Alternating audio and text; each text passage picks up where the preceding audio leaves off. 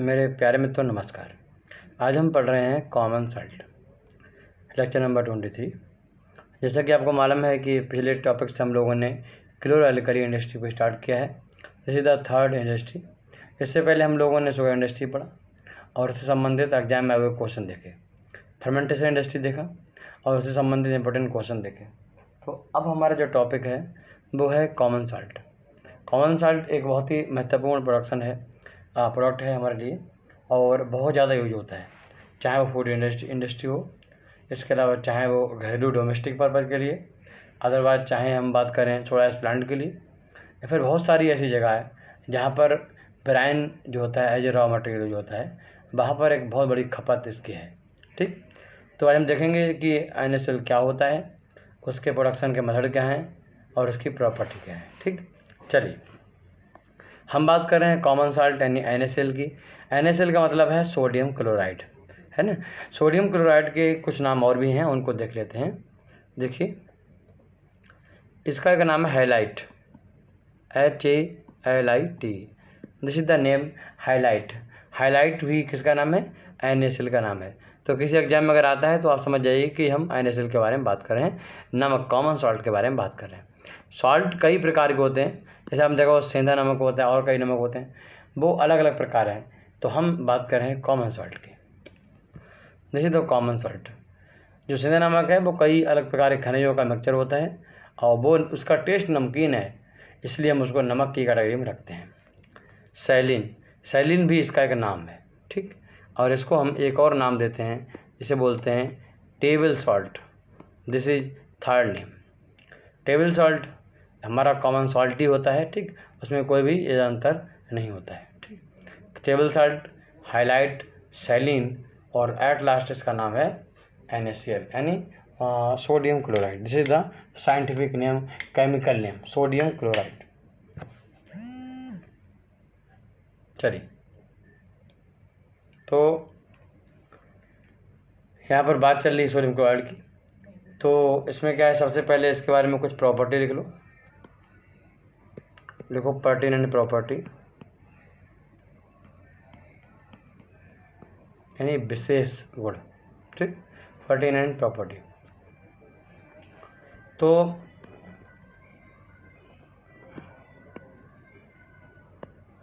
यहाँ पर हम लोग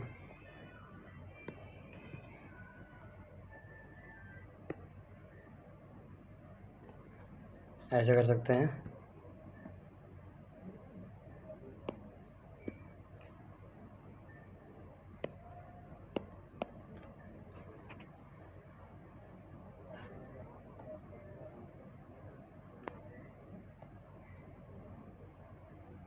ऐसे बना लो 4 5 6 7।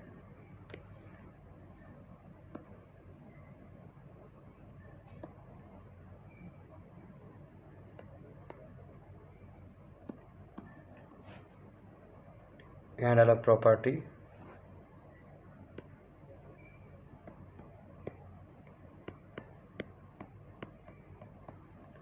और यहाँ पर ले लो उसकी वैल्यू। ठीक, उस प्रॉपर्टी की वैल्यू स्पेशली NaCl के लिए कितनी होती है वो लिख लो।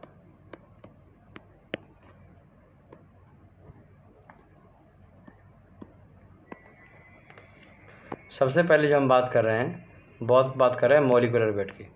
NaCl का जो फार्मूला है वो है, मतलब नमक का जो फार्मूला है वो NaCl है। और तो NaCl को नेट बंद करना पड़ेगा।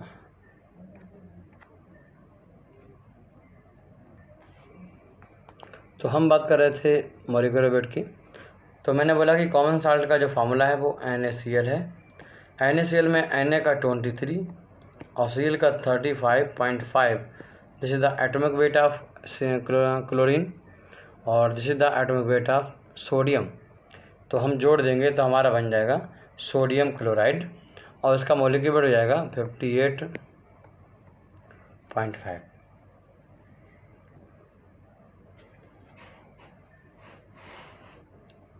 ठीक, तो मॉलिक्यूलर वेट इसका जो 58.5 है, जिसको हम नॉर्मली 58 भी कह देते हैं।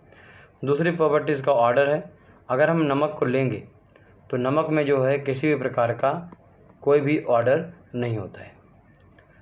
अगर हम और बात करें डेंसिटी की, तो डेंसिटी भाई ये पानी से भारी है, और भारी इतना ही नहीं है, 2 गुना लगभग है, यानी इसकी डेंसिटी जो है 2165 है।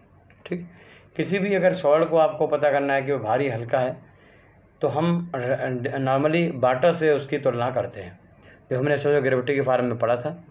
तो यहाँ पर डेंसिटी जो है उसकी 2165 है, और डेंसिटी है, कुछ लोग कह रहे थे डेंसिटी नहीं, तो इसमें से ग्रेविटी हो सकती है, डेंसिटी भी हो सकती है, और उसका मात्रा ग्राम पर सेंटीमीटर क्यूब होगा।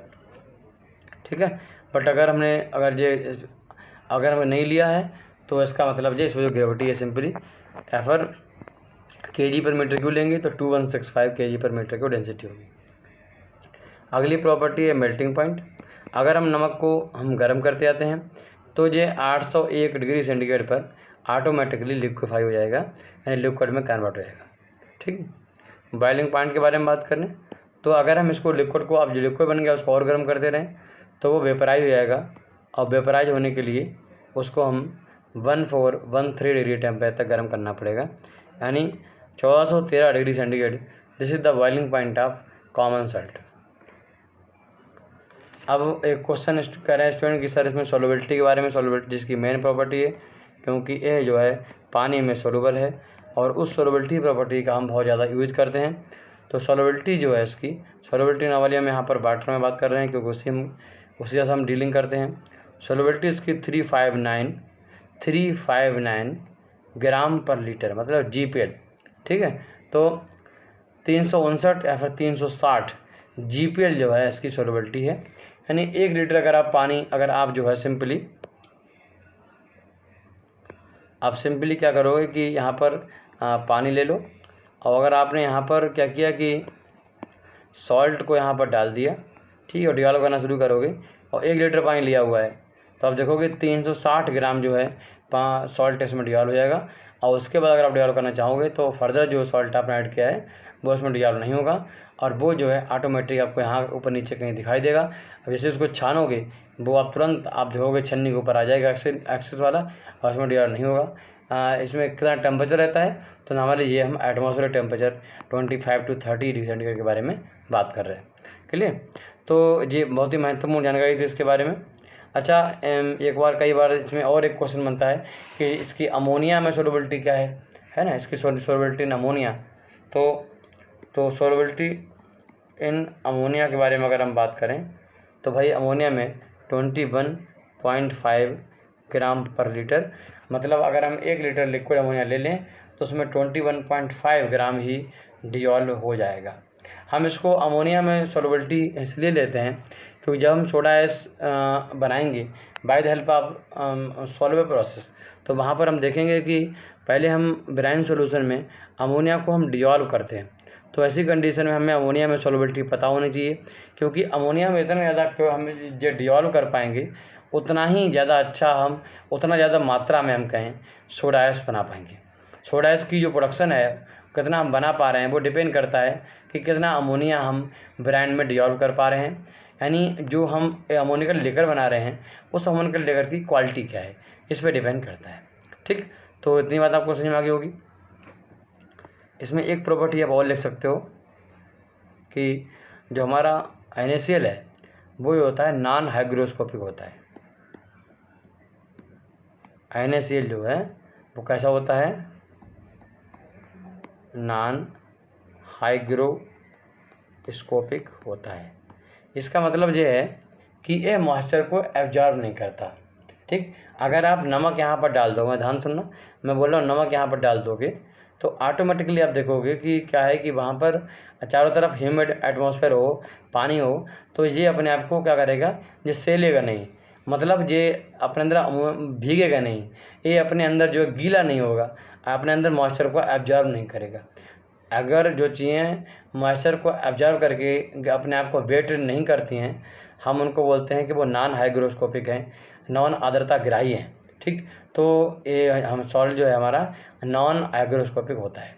अब इसमें एक स्टूडेंट क्वेश्चन कह रहा है कि सर ऐसा तो नहीं होता है, सर हमने देखा है कई बार जो नमक के डेले होते हैं या फिर नमक के लम्बछोड़ पीस होते हैं वो कहीं पर रखे हुए हैं, या फिर नमक हमारा सिंपली कहीं पर रखा हो तो वो क्या होता है, वो थोड़ा सा क्या होता है वेटेड हो जाता है, तो वो तो नमक ऑब्जर्व पानी को ऑब्जर्व कर लेता है। तो ये तो गलत कह रहे हो सर आप, तो इसका आंसर आप लिखिए।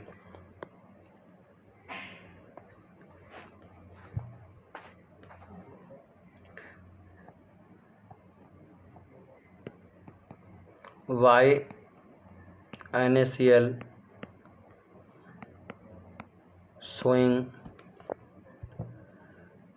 क्या बोलते हैं उसको, छद्म इंग्लिश में क्या बोलते हैं, शोइंग NaCl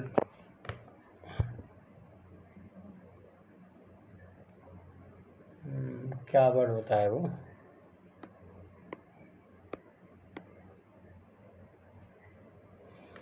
हमने पढ़ा था ना CRE में आपको, स्यूडो ऑर्डर है ना, तो दिस इज कॉल्ड स्यूडो, मतलब छद्म झूठा। YNaCl showing pseudo hygroscopic nature, मतलब हाइग्रोस्कोपिक होता नहीं है, बट आपको ऐसा लगता है कि नमक शायद हाइग्रोस्कोपिक है क्योंकि आपने देखा है, तो हम इसको एक्सप्लेन कर रहे हैं, लिखिएगा।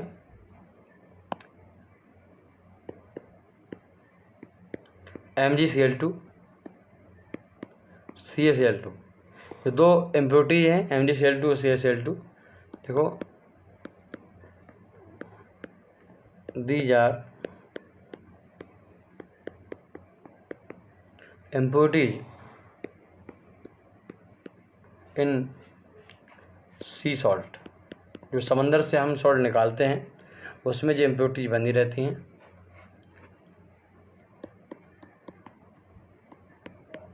इट इज हाइग्रोस्कोपिक,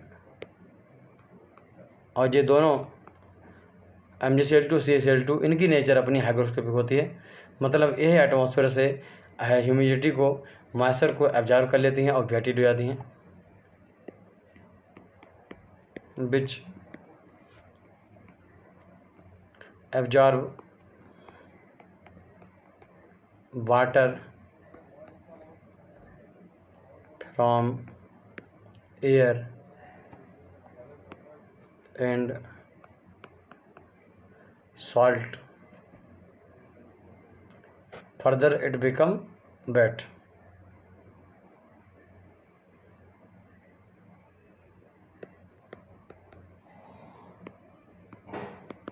तो इनके अंदर जो इम्प्योरिटीज हैं वो क्या करती हैं, एटमॉस्फेयर से मॉइस्चर को एब्जॉर्ब कर लेते हैं और वेट हो जाती हैं, बट आपको ऐसा लगता है कि NaCl जो है उसको उसकी नेचर हाइग्रोस्कोपिक है।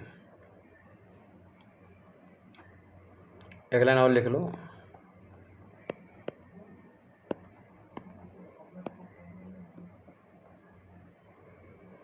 कि MgCl2 एंड CaCl2, तो MgCl2 absorb water twice of,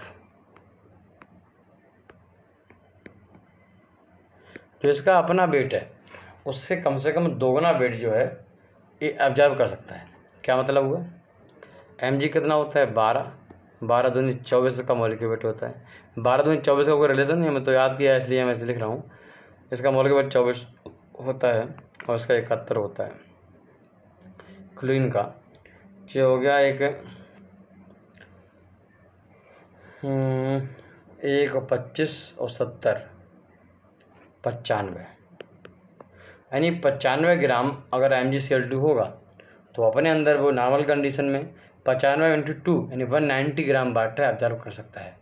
190 gram water का मतलब जो है कि एक मॉलिक्यूल MgCl2 का अप्रोक्स 10 और 10 नहीं 11 समथिंग इतने मॉलिक्यूल ऑफ H2O ऑब्जर्व कर सकता है, because the molecular weight of H2O 18।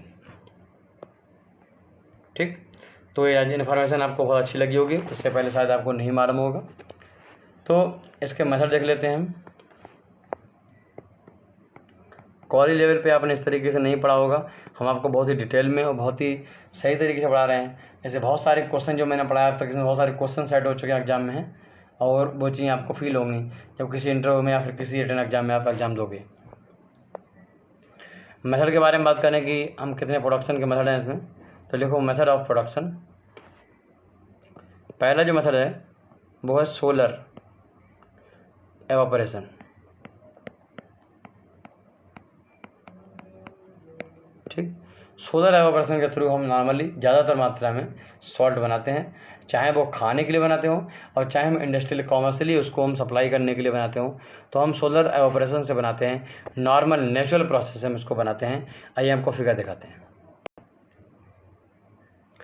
जब आप ऐसी जगहों पर जाओगे जहाँ से नमक बनाया जाता है, मतलब वो जगहें जो समंदर के पास में हैं, जैसे कि गुजरात का जो काठियावाड़ सेक्शन है, कच्छ सेक्शन है, जो भी जो समंदर के पास में है, तो वहाँ पर आप देखोगे कि समंदर पास में पड़ता है और उस एरिया में लोग नमक की खेती करते हैं।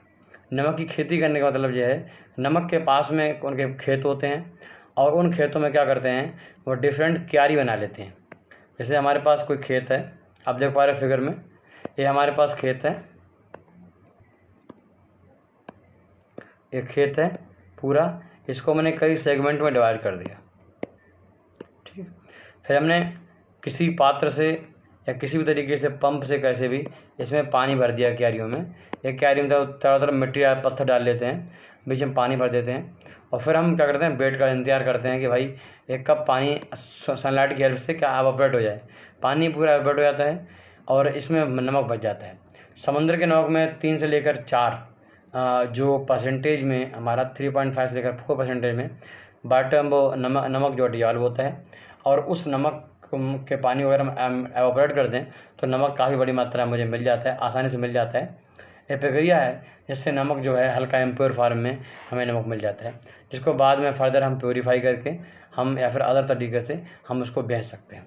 इंडस्ट्रीज में अगर कहीं ब्रांड सोल्यूशन बनाना है तो हम वहाँ पर जो नॉन प्योरीफाइड ब्रांड सोल्यूशन मतलब नॉन प्योरीफाइड नमक होता है, हम उसको प्रीफर करते हैं, क्योंकि प्योरीफाइड ब्रांड जब प्योरीफाइड ब्रांड नमक लेते हैं तो महंगा पड़ता है।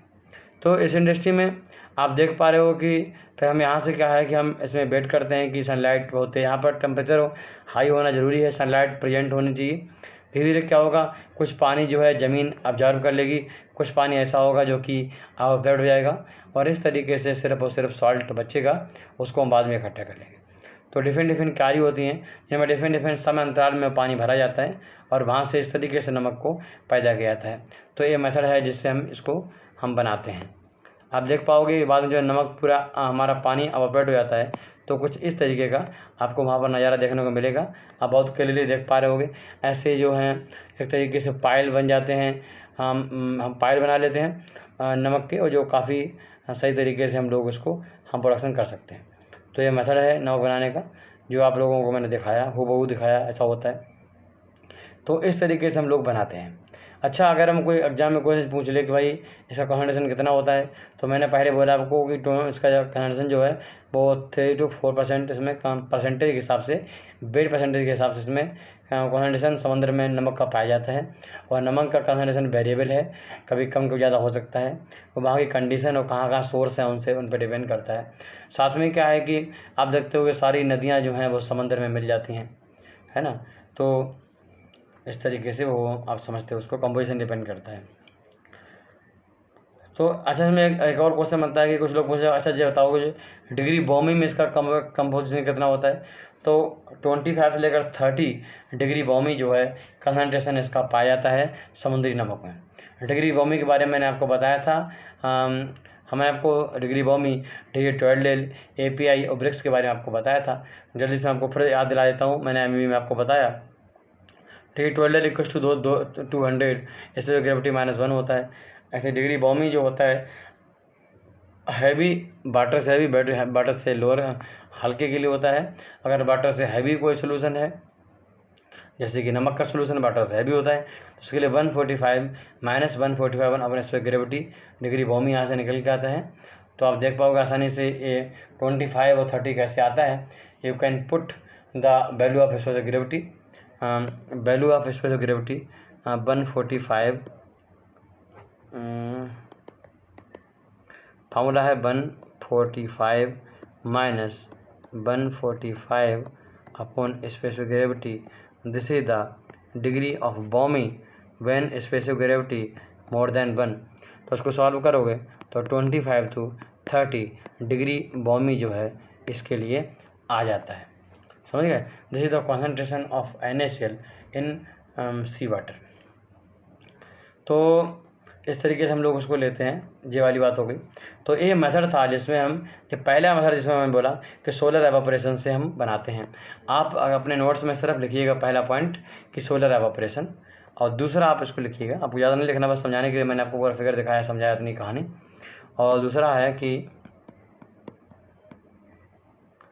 Artificial evaporation.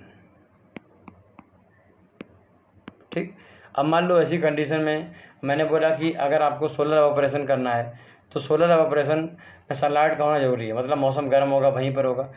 तो अब जो ठंडे देश हैं यहाँ पर कंट्री ठंडी होती हैं, कोल्ड कंट्री में लिखो, कोल्ड कंट्री में, इन कोल्ड कंट्री। तो अगर कोई कंट्री ऐसी है जो कि कोल्ड कंट्री है तो वहाँ पर फिर कैसे नमक बनाया जाता होगा? तो जो कोल्ड कंट्री होती हैं तो वहाँ पर हम आर्टिफिशियली उस नमक के पानी को हम क्या करते हैं, एवापोरेट करते हैं, और एवापोरेट करके फिर नमक हम प्राप्त करते हैं। ये पहली बात होगी। और इसका मतलब ये नहीं कि भारत में ऐसे नहीं बनता, भारत में भी ऐसे बनता है। टाटा कंपनी में नमक बनता है, तो वहाँ पर हम देखेंगे कि हम कंपनी में बड़े लार्ज स्केल पर बनाते हैं। तो लार्ज स्केल बनाने के लिए हम लोग क्या करते हैं, हम ज़्यादा टाइम नहीं ले सकते, जल्दी जल्दी में काम करना पड़ता है। तो हम क्या करते हैं उस कंडीशन में, हम वहाँ पर एक आर्टिफिशियली क्या करते हैं, प्लेटों में हम भर लेते हैं। चलो मैं दिखाता हूँ आपको।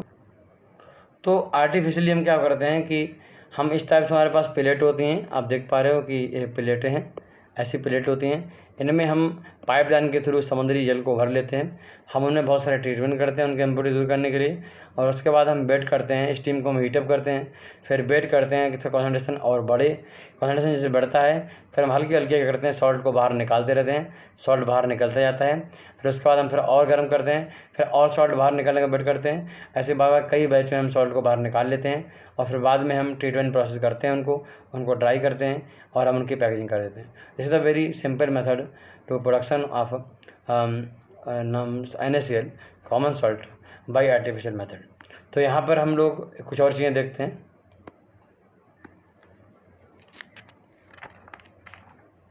चलिए, एक क्वेश्चन बहुत ही कॉमन जो रहता है उसको हम डिस्कस कर लेते हैं। क्वेश्चन लिखिए। क्वेश्चन है कि वाई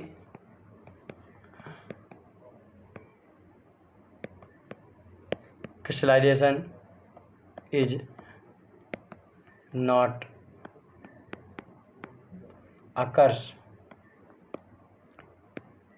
here, है ना।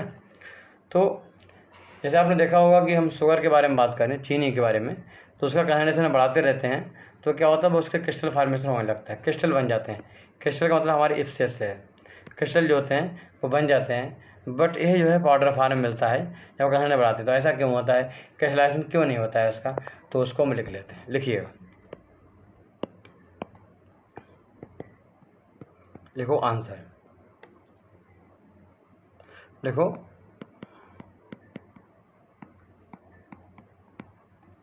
crystallization is not done here। ठीक, because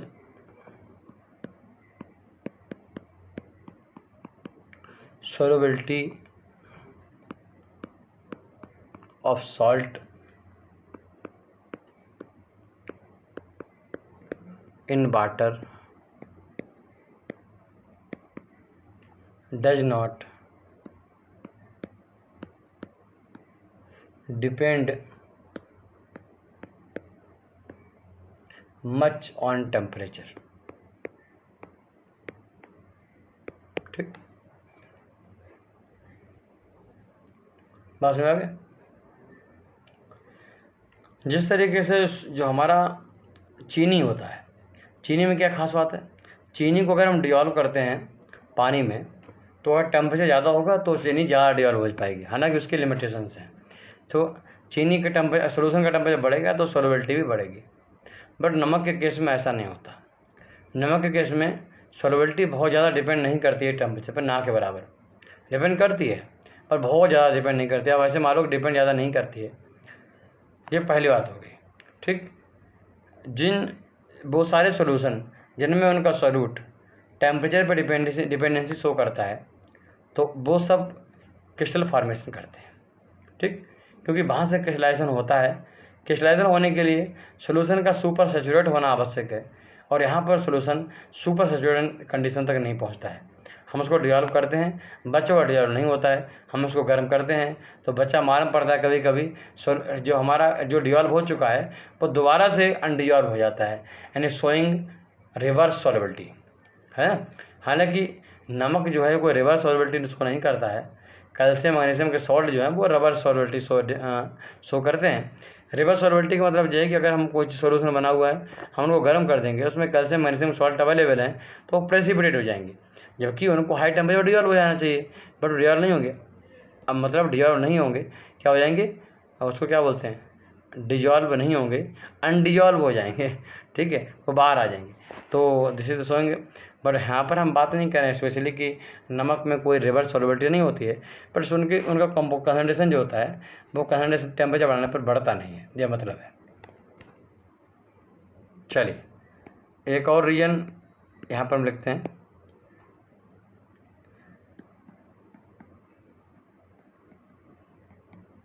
देखो डिसोसिएशन मतलब टूट जाना, डिसोसिएशन ऑफ NaCl। NaCl को जैसे हम किसी सॉल्वेंट में वाटर का इसका डाइइलेक्ट्रिक कांस्टेंट सबसे ज़्यादा 81 है ना, तो उसमें हम क्या करते हैं, ऐसे डिजॉल्व करते हैं तो NaCl जो होता है वो वाटर में डाइइलेक्ट्रिक कांस्टेंट ज़्यादा होने की वजह से क्या होता है, Na+ और Cl- में टूट जाता है। एक बच्चा कैसा डाइइलेक्ट्रिक कांस्टेंट से नहीं समझ क्या कह रहे हो, अरे भाई डाइइलेक्ट्रिक कांस्टेंट को आपने पढ़ा होगा के, जो आपने केमिस्ट्री में पढ़ा होगा, फिजिक्स में पढ़ा होगा, तो ये के है। किसी भी सॉल्वेंट का अपना डाइइलेक्ट्रिक कांस्टेंट होता है, मतलब अगर उसमें सॉल्ट डाल रहे हो कोई सॉल्ट, तो सॉल्ट क्या होता है, वो दो पॉजिटिव नेगेटिव आयन मिलकर बना होता है और सॉल्वेंट क्या करेगा, उसके पॉजिटिव नेगेटिव आयन को अलग अलग करने की कोशिश करेगा। अगर किसी के लिए के वैल्यू ज़्यादा है तो ज़्यादा कोशिश करेगा, मतलब बहुत ज़्यादा मात्रा में 50 मोलिक्यूल डाले तो 50 को तोड़ देगा, 40 तोड़ देगा। जिसका कम होगा वो 50 में से 5 ही तोड़ पाएगा। तो ये इसी वैल्यू को हम के वैल्यू बोलते हैं, परावैद्युत स्थिरांक बोलते हैं इसको, इंग्लिश में बोलते हैं डाइइलेक्ट्रिक कांस्टेंट। ठीक, तो डिसोसिएशन ऑफ NaCl जो होता है वो क्या होता है कि Na+ आयन और Cl- आयन में डिसोसिएट हो जाता है और साथ में क्या होता है, एक हीट भी निकालता है। और ये हीट क्या करता है, हीट प्रोवाइड करता है। मतलब ये रिएक्शन कैसी है, एक्सोथर्मिक रिएक्शन है।